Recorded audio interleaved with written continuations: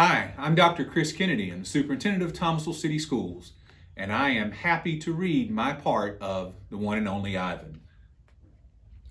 Stella says she is sure I will see another real live gorilla someday, and I believe her because she's even older than I am and has eyes like black stars and knows more than I will ever know.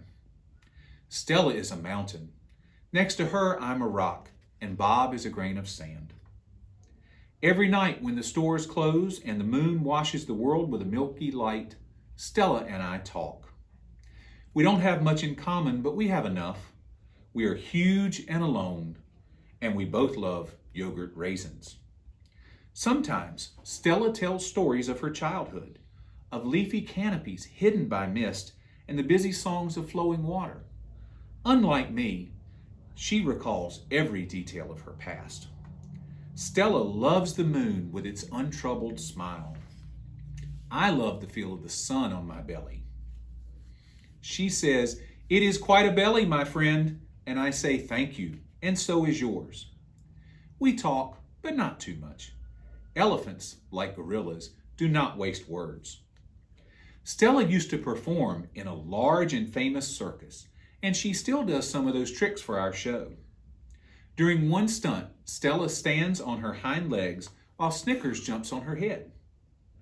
It's hard to stand on your hind legs when you weigh more than 40 men. If you're a circus elephant and you stand on your hind legs while a dog jumps on your head, you get a treat. If you do not, the claw stick comes swinging. Elephant hide is as thick as a bark on an ancient tree, but a claw stick can pierce it like a leaf. Once Stella saw a trainer hit a bull elephant with a claw stick. A bull is like a silverback, noble, contained, calm like a cobra is calm. When the claw stick caught in the bull's flesh, he tossed the trainer into the air with his tusk. The man flew, Stella said, like an ugly bird. She never saw the bull again. Stella's trunk is a miracle. She can pick up a single peanut with elegant precision, tickle a passing mouse, tap the shoulder of a dozing keeper. Her trunk is remarkable, but still it can't unlatch the door of her tumble-down domain. Circling Stella's legs from long ago scars, from the chains she wore as a youth. Her bracelets, she calls them.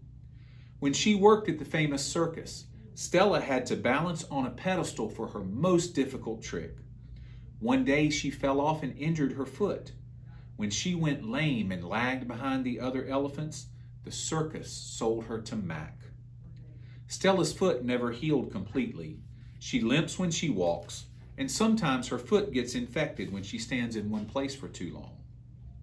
Last winter, Stella's foot swelled to twice its normal size. She had a fever and she lay on the damp, cold floor of her domain for 5 days. They were very long days. Even now, I'm not sure she's completely better. She never complains though, so it's hard to know. At the Big Top Mall, no one bothers with iron shackles.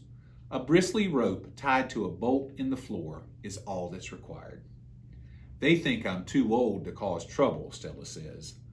Old age, she says, is a powerful disguise. It's been 2 days since anyone's come to visit. Mac is in a bad mood.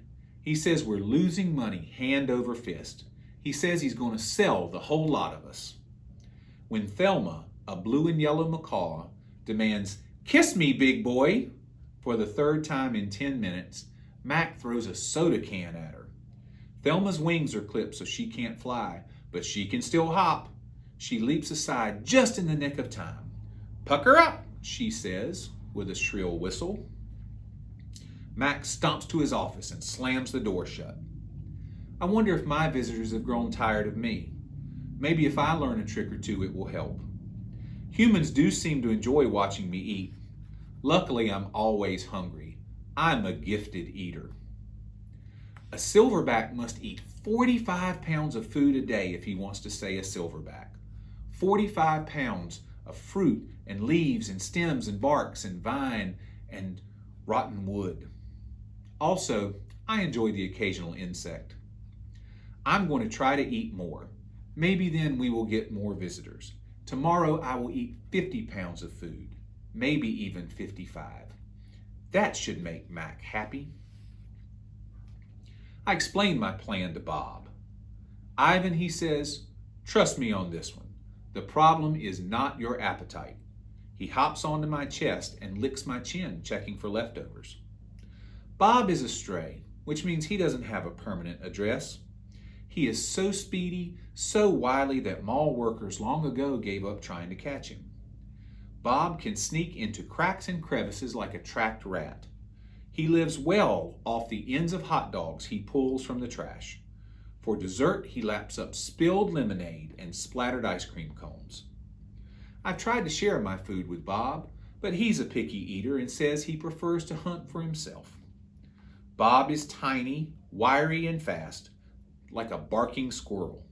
He is nut-colored and big-eared. His tail moves like weeds in the wind, spiraling, dancing. Bob's tail makes me dizzy and confused. It has meanings within meanings like human words. I'm sad, it says. I'm happy, it says. Beware, I may be tiny, but my teeth are sharp. Gorillas don't have any use for tails. Our feelings are uncomplicated. Our rumps are unadorned. Bob used to have 3 brothers and 2 sisters. Humans tossed them out of a truck onto the freeway when they were a few weeks old. Bob rolled into a ditch. The others did not. His first night on the highway, Bob slept in the icy mud of the ditch. When he woke, he was so cold his legs would not bend for an hour. The next night, Bob slept under some dirty hay near the Big Top Mall garbage bins. The following night, Bob found the spot in the corner of my domain where the glass is broken. I dreamed that I'd eaten a furry donut, and when I woke in the dark, I discovered a tiny puppy snoring on top of my belly. It had been so long since I'd felt the comfort of another's warmth, I wasn't sure what to do. Not that I hadn't had visitors. Mac had been in my domain, of course, and many other keepers. I'd seen my share of rats zip past, and the occasional wayward sparrow had fluttered in through a hole in my ceiling. But they never stayed long. I didn't move all night for fear of waking Bob. Once I asked Bob why he didn't want a home. Humans, I'd noticed, seemed to be irrationally fond of dogs, and I could see why a puppy would be easier to cuddle with than, say, a gorilla. Everywhere is my home, Bob answered. I'm a wild beast, my friend, untamed and undaunted.